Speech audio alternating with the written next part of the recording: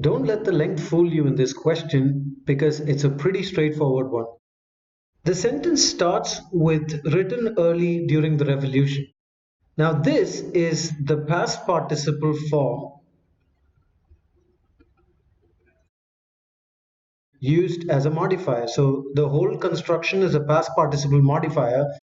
And if this modifier is put in front of the clause separated by a comma, then this modifier has to modify the subject after the comma.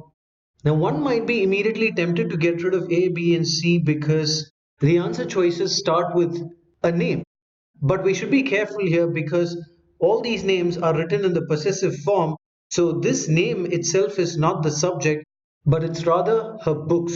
So this is the actual subject matter. So this modifier is rightly modifying the subject here.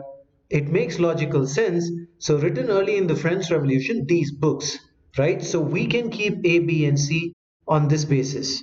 Now in D, we have this prepositional phrase, in these books.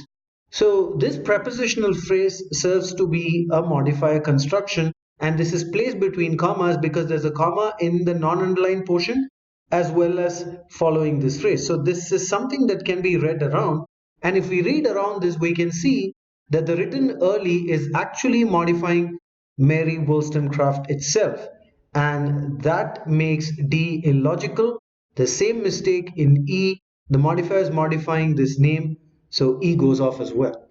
Now, the difference to catch among A, B, and C is the usage of this idiomatic construction attributed to. So A says attributed to be the result of, B says attributed to result from, and C simply says attributed to. Now, what is the meaning of attributed and how can this be used? How can this idiomatic construction attributed to be used? So here's an example. He attributed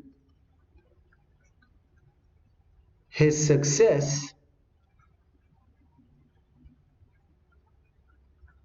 to his hard work.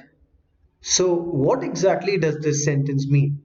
This means that he has given the credits to, or he has outlined the cause of his success as his hard work.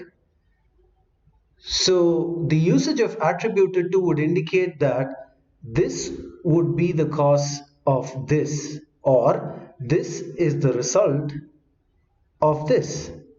So saying that Europe's social and political ills are the result of or are the result from would actually be a redundant construction when coupled with attributed to, because we can directly say that these ills are attributed to the dominance. So because of the redundancy error, A and B go off, C is your logical answer choice.